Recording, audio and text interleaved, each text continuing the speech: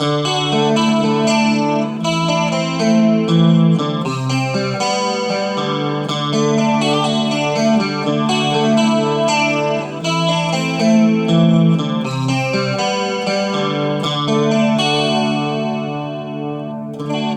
Don't Come Easy from Ringo Starr, of course, with a with a lot of help from George Harrison. I think everybody knows that by now.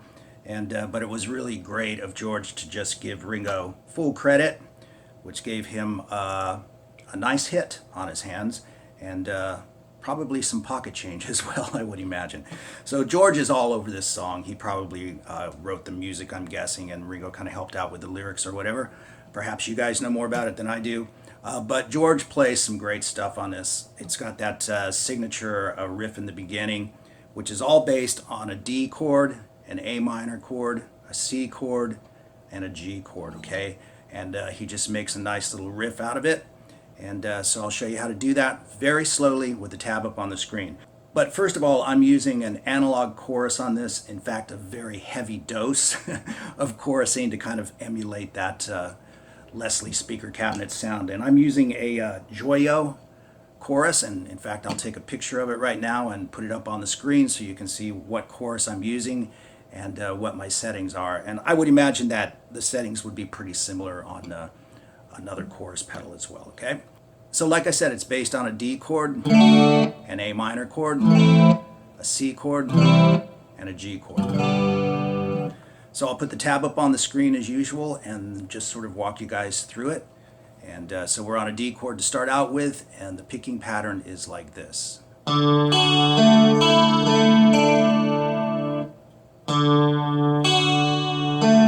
Middle finger comes off. And I use straight alternate picking for that. I think it makes it sound nice and round. Down, up, down, up, down, up. So for your second stroke of that first E string, that's where the middle finger comes off to make it a D2. And then the next chord, the next lick, is based off of an A minor chord. And what you want to do is just form the full A minor chord, and then George has this happening. And I tend to do that with all upstrokes, but you can definitely mix it up. Just make it work for you. Alternate strokes are fine, or a combination. So we have... And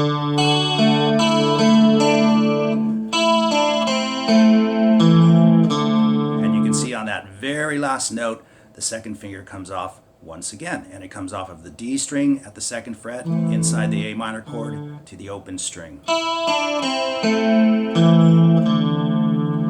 And the next little pattern is based on a C chord, but you don't have to form the whole C chord because you don't need all of the notes. But sometimes it's just easier to do that, right? Just so if you're more comfortable with the full chord, just form the full chord. But all you're going to play is... And I like to play that with a downstroke, upstroke, downstroke. So I'm just playing that. Third fret on the A string, first fret on the B string. And then open strings, which comes from the G chord. And I think upstrokes on that is probably the best way to go.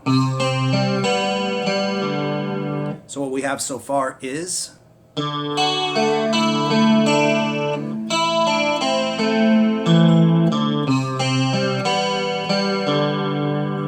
And then we're back to the D chord, and we play this.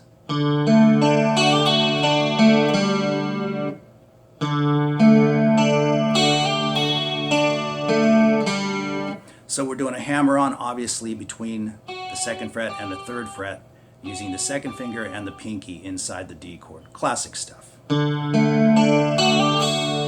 pick through the chord again. Then let your first finger off of the G string for the very last note.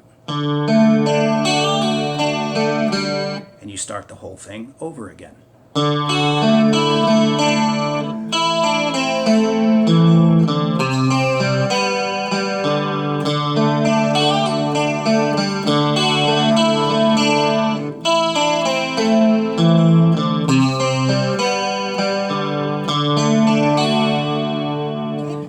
play that several times for the intro of the song, right up until Ringo's drum break, where he intros the verse. So on the last one, instead of playing, you just play, which you can see up on the tab there, okay? And then we are into the verse of the song.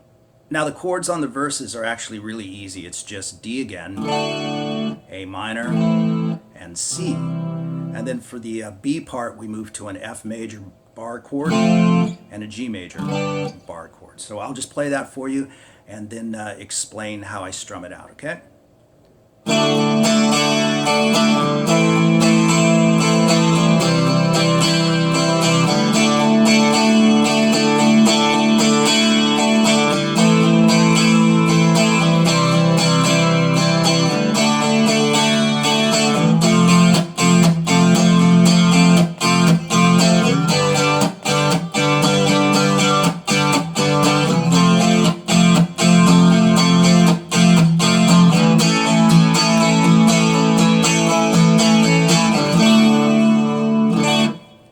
So it's D, A minor, and C, and then back to D, and then D, A minor, C, back to D.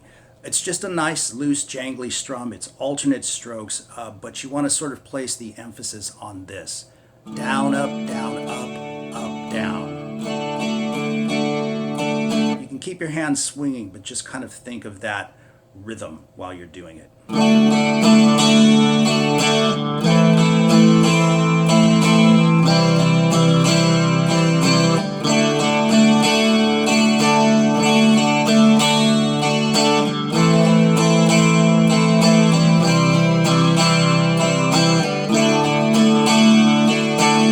Now for the B part, it's a little bit more involved, but it sounds pretty cool and it's worth the effort. We've got an F bar chord, and we're going to move to a G.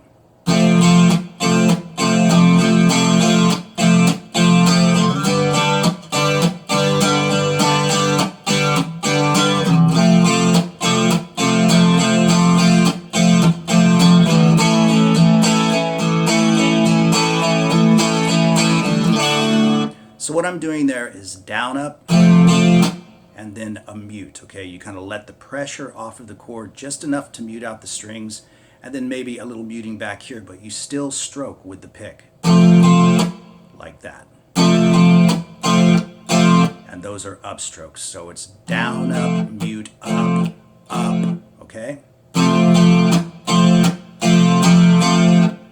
Down, up, mute, up, down, up. That's the full rhythmic pattern. Down, up, mute, up, down, up.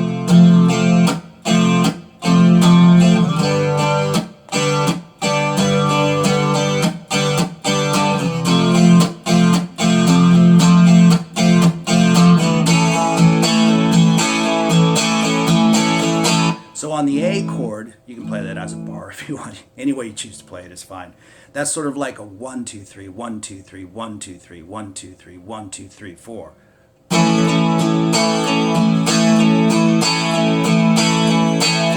So what I like to do there is 1, 2, 3, 1, 2, 3. So in other words, I'm doing down, up, down, down, up, down, down, up, down, down, up, down, down, up, down, up. And I think that's pretty cool. The combination of rhythms there is a pretty nice way to play it.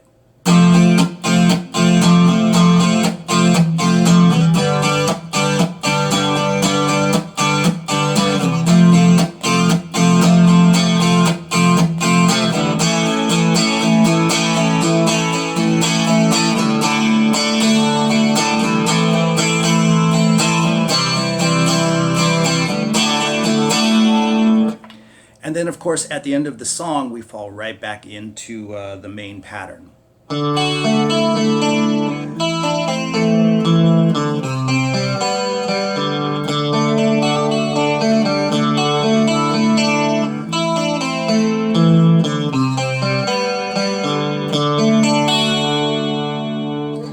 the song ends. So now let's talk about George's solo.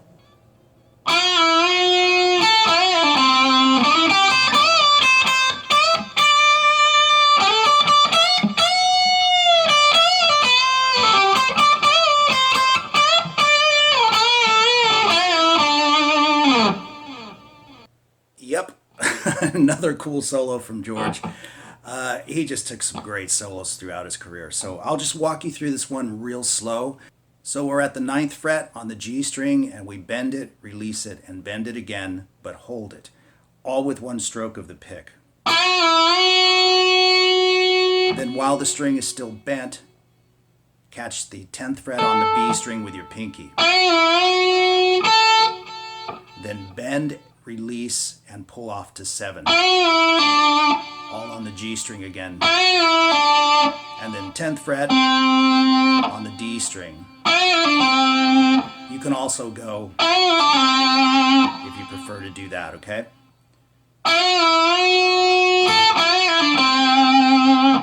Now, using your second finger, slide from the 7th fret to the 9th fret on the G string.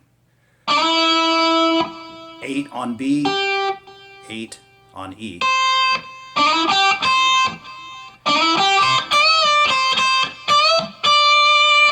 So I went, and then on the 10th fret, we're on the 1st string, now the B string, bend it and release it. 8, twice on 8, back to 10, bend and release. So you don't want to hear that bend come down, you just want to hear it go up and strike it once it's rested again.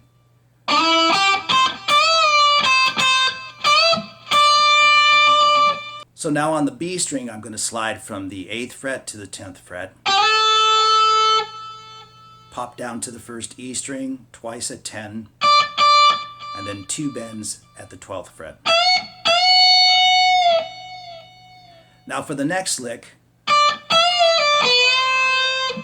10th fret, 12th fret, bend and release, and pull off. 12th fret on the B string, a half step bend. And if you listen carefully to the recording, you'll hear a sort of pull off again as he goes into the next phrase, but it's sort of laid back and slightly behind the beat. So he just kind of come off of the bend and then pull off to 10.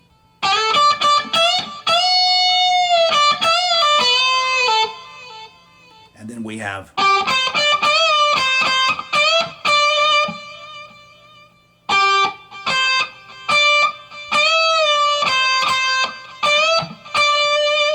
so let me play that whole thing for you right there.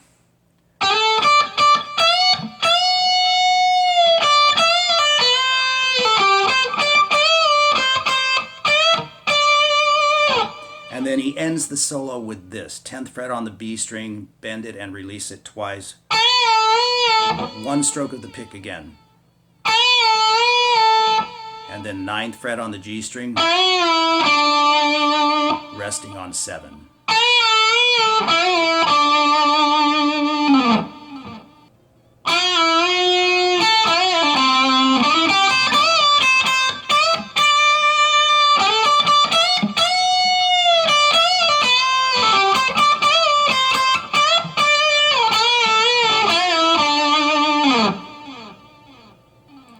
There you go, George's fabulous solo from It Don't Come Easy. A cool song, cool production, cool everything, and pretty tasty solo as well.